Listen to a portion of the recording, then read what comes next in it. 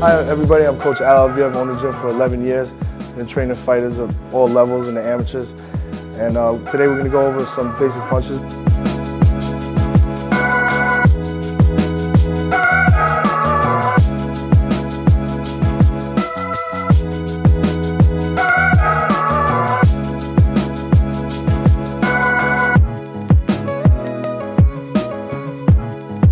going to start off with a warm-up. This is my fighter Fabian Mirage. He'll just show you first what we do. We do dynamic warm-ups. Movement, it's basically movement. We want to avoid injury, warm up the muscles, get them started. Hip flexor swings, we call them. After he gets through a full warm-up, which is going to be longer, a little longer than this, he's gonna jump rope usually. He'll jump rope for 3 rounds. Minimum 3 rounds, and let's try to do 11 minutes straight. First is going to be what we call the evaluation line. It's just basically jumping a line, getting the calves activated. Here we go 15 feet forward and backwards 6 times. Feet glued together, and we're trying to take tiny jumps, all right? So this is just to avoid some injury because boxing we jump a lot. We're just gonna, basically he's gonna jump each foot separately. Then he switches feet, so he does each foot separately. Tries to keep the heel off the floor and take tiny jumps. And then he's gonna go sideways. So he does 3 forward and backwards, and he does 3 facing one direction. So 2 feet, zigzagging a line. So there's a little stitch on that canvas that he's jumping over back and forth. Then after this, he'll do each foot separately. Feet glued together. We try to keep the feet completely glued together. Keep the heel up. So we're going to do tiny jumps. Just the toes. He tries to just get the toes over the line, back and forth.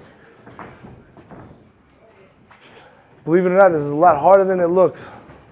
Fame's 280 pounds. He's a super heavyweight. Fights at super heavyweight.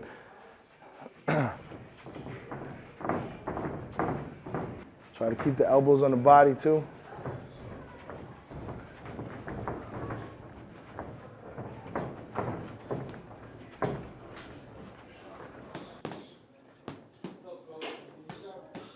Shadow boxing is one of the most important things, probably the most important thing in boxing because you can do it anywhere.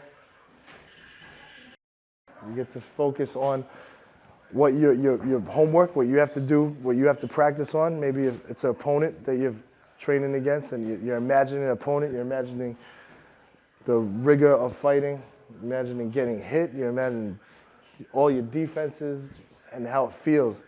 Imagining the deep water that you go into in a fight, late in the fight, which we call it, getting into deep water. And shadow boxing is kind of like a boxer's meditation. Very important, and it's almost like something that you wouldn't know until you train how important it is, until you use it. But we practice our technique, everything, and it's a big mind. Your mind has to be focused the whole time. So you hear him exhaling as he's punching. That's an optimal way to punch, but sometimes you get to time your breaths. But what you want to do when you're breathing is inhale naturally and exhale naturally. In through your nose and out through your teeth. So that's why the boxers make a hissing noise.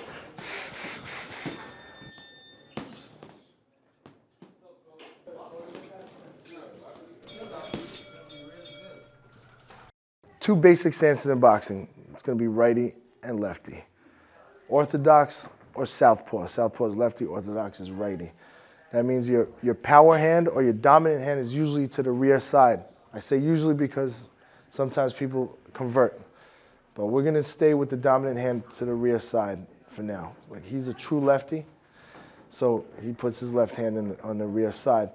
Now, there's also another stance just to understand boxing is a neutral stance where both feet are equal distance. He's squared up equal distance to his opponent. So that's just like he's having a conversation with somebody.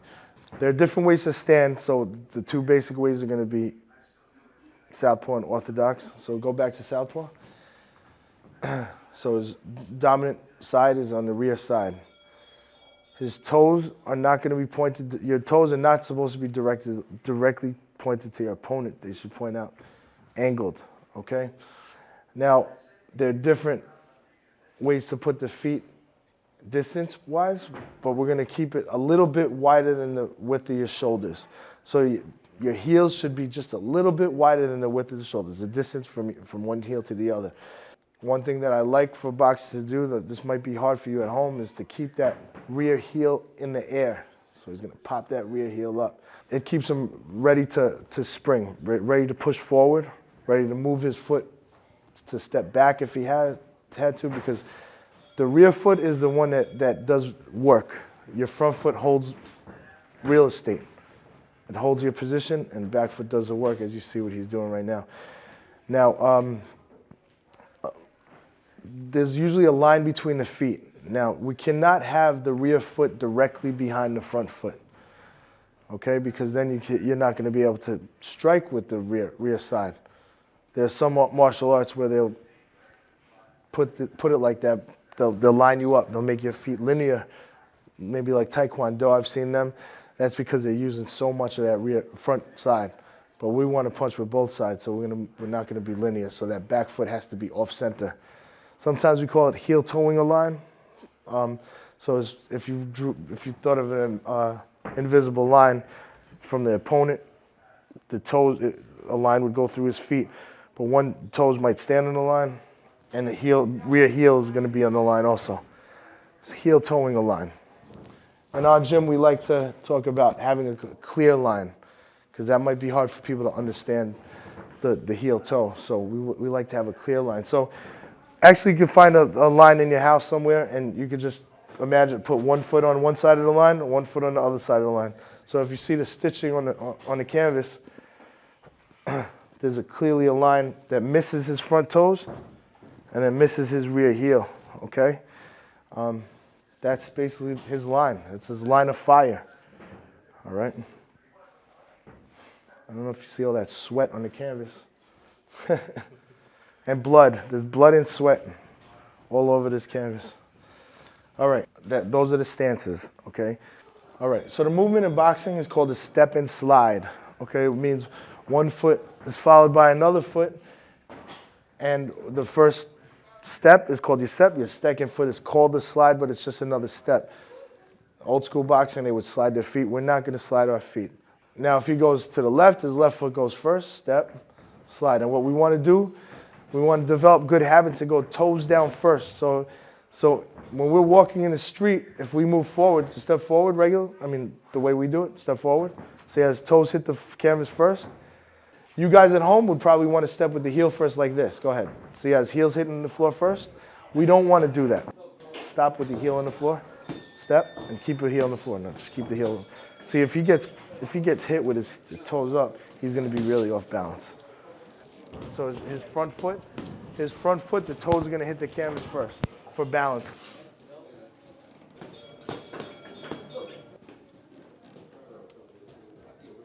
Fabi and I are going to go over the 6 basic punches now. And so the first one is the jab. It's the most important punch in boxing. It's the weapon that's closest to your opponent, and it sets up pretty much everything else that you're going to do, all right? And it comes straight out, right to the opponent. So what he's going to do is he's going to turn his elbow over late in the punch. Even though there are different ways of throwing the jab, a very fundamental way is straight out, and it turns it, his weight goes forward, and it comes back home. So home right now, it's hovering in front of his face. But sometimes, for beginners, we want to go back to the passive guard. For you guys at home, really the safest and best way for you to practice boxing is to go back to the passive guard and to start off in the passive. So let's go to passive. So touch your head. Everything from your head. Make a knuckle, make fist, make fist. See, Fabian's been doing this for a while, so he's not doing the passive anymore. No, when you shoot the one, you're going to go straight at your opponent's throat, basically, which is going to be his jaw, and it's going to go back home. So no, we're going to go from passive. You can face it. Passive, jab, back to passive. All right? Yeah, so he's going to shift his weight forward, bend the knees slightly, and his weight goes forward. All right? And the front foot stays completely flat. The right heel shouldn't rise up at all. He's going to push off his rear calf going forward. And basically the power from a jab is almost all starts from the legs. It's really from the legs.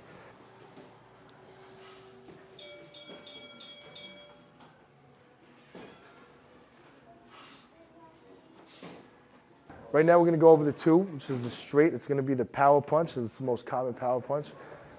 It's going to be a straight or a cross. Universally, it's called the two.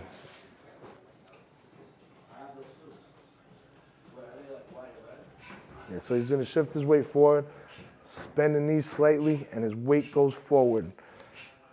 All right. And the front foot stays completely flat. The right heel shouldn't rise up at all. Yeah, so that's the two, okay? And we want to reach out. We want to reach it out as far as you can with that two. Nice long straight punches. So you can hit the person from as far away as possible. Now we'll go over to the third punch is going to be the three. Universally is 1, 2, 3. And it's going to be the lead hook. Okay? Okay? So what he's going to do is we're just hooking it. See, you're literally turning that punch, so it's come to the side of the person's face, basically. Boom. There are different schools of thought on this, but what we want to do is we want to turn that elbow over, so the fist is going to go parallel to the floor. I mean, the arm is going to be parallel to the floor, the forearm. Boom, and it's coming across, okay? So it's really like the converse of the two. The chin he's going to keep that chin down. He's going to throw that two. And really, we want to imagine the head is right in the center line, and we want to turn all the way and get a full turn, so there's a stretch on his shoulder.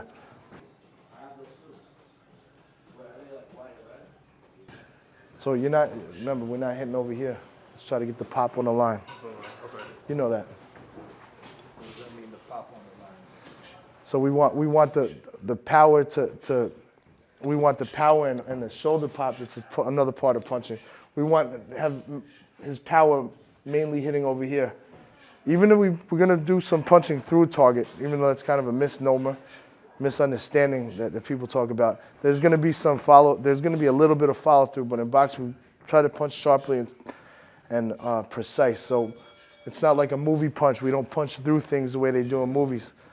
So in a movie he would throw this hook and he'd go like this and it would go all the way over here. If he threw a two, he'd throw it all. In a movie they tell you to go all the way over, and we don't want to do that because we can't afford to do that, because like I always say is if you could punch somebody like that, they're not worth being punched.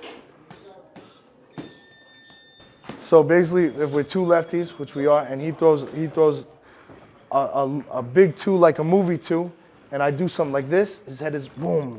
He's exposed. He's exposing himself so much. So boxers, in real fighting, you have to be defensively responsible. So when he throws a punch, he has to know that a punch can be thrown at him at all times, even while he's punching. So he has to set that up and get the timing right. Because if we could both punch at the same. I'm going to get too detailed into stuff now. But let me just say, yeah, he just wants to be defensively responsible. So if he throws a two, and even if he hits me, boom, boom, he hits me, he doesn't want to stay out there like that, because I might still just come back with a shot. So in real life, he's going to throw the two, boom, and he's going to close up and be ready to block. We have the rear hook, okay? So now this is something that we kind of skip a little bit. I don't really want people at home doing it, but just so you know what it is. This is a punch that's overthrown. They do it as an overhand also, but we're going to keep it as a rear hook. It's a hooking punch from the rear. This is thrown like in a lot of street fights, and you should recognize it, but we shouldn't do it. In real life, you're going to see it go like this. I'll just show it. In the street or in a self-defense situation, you're gonna see a four like this, looping like this. But he's gonna do a little bit more compact and show you the proper way to throw a close four. Not to say that this doesn't have its place. That could have its place also, but we're gonna keep a nice basic rear hook. He's gonna do. It's gonna be just like the two, but he's gonna now throw it. His arm is gonna hook like the front hook was, and like that. And let's turn it over. Let's turn it over. Boom, boom, and he's gonna turn big time like that. All right. So the arm makes an L. So usually, I mean, it doesn't always have to be 90 degrees because it depends on where the person's head is at. But when we punch, a hooking punch, we don't want to make a V. We want to at least be an L, 90 degrees. Sometimes they might be a little farther than 90. But we don't want to punch with a V because that means you're punching somebody too close to you. Now we're going to go to the last two punches, which are uppercuts. So we're going to start with a front uppercut, but we're going to keep it real basic. What we're going to do first is we have to find a way to load up that side. So what he's going to do with it is going to go to the 3 spot. So what he's going to do to load up that punch, he's going to tilt over to one side, and now he's going to try. This is a very difficult punch to learn. It's not something you teach beginners. You have to go through the other steps usually first, but he's going to shoot his hip big time, and he's not going to pivot the front foot like a lot of beginning people teach. So we're going to put that weight on the front foot, and we're going to throw that uppercut. Now that uppercut, it's not literally going to go into the air. We kind of want to have a V also, and it's going to be kind of like 45 degrees out that way, so the uppercut should be over there. Boom. It's not going to, not literally towards the sky.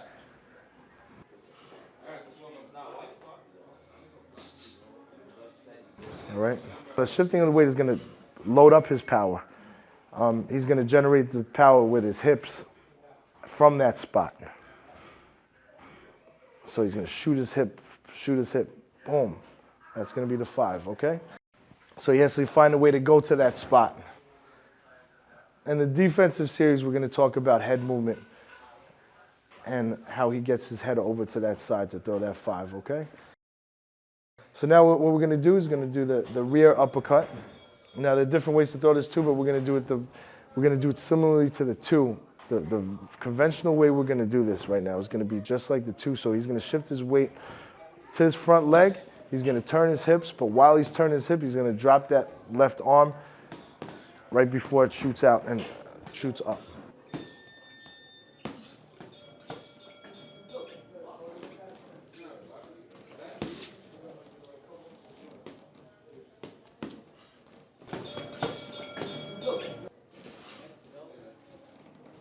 You really have to graduate the equipment. Even though we do let people hit the bag right away the first day, try to keep it really controlled. Now, proper distance from a heavy bag is going to be about a fist off of the bag. So that's a little too close. So what we want to do is, if he's standing without shifting his weight, there's some space, maybe a little glove or a fist from the bag, something like this. All right, and what he's going to do is now, but without stepping, when he shifts his weight, he can hit that bag. So we're going to start off with the 1. Let's throw the 1s at the bag. So he's not going to step. Boom, he's just going to shift his weight out to the bag. What we want to do though is, I know he's demonstrating it now, but he's not snapping his punch. Let's snap and get back home. Let's get back home. Well, not literally home on the head. Well, it's never literal, but, yeah, no, you can come the way here. Just come back to a defensively responsible spot. So snap it, don't leave it out. Just throw it the way you're ready to throw it. So it snaps, late turn on the elbow. You try to get it late on the turn. And let's keep that rear heel up. Let's keep it up. Yeah, let's keep tension on that. That's the 1.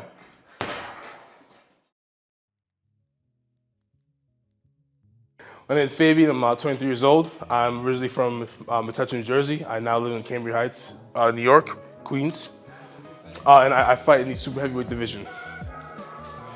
I've been boxing for about 10 and a half months. Started boxing because of, as a kid, I always watched like MMA and UFC and any kind of like martial arts movie. Just like, I've always just been in love with like combat and fighting and stuff like that, and physicality. So that's when we really started wanting to box. That like mental discipline, to really push through certain things, workouts, conditioning, stuff like that. It helps because whatever you do in your life, just teaches you to never give up, keep going, keep moving forward, and yeah, perseverance. That's what it teaches you. teaches you how to be a man, you know? And it's great, it teaches you a lot of things, you know? It's not just about, you know, being good at fighting, you know? It's about just being a better person all around in life. You know, it's gonna help you push through pretty much everything wrong going on. And it's gonna get you, you know, right mentally, basically what I'm trying to say. It's gonna get you right mentally, you know? So today we covered just the surface of some of the basics of boxing. There's a whole lot more that hopefully we can revisit together and learn a little bit more about boxing.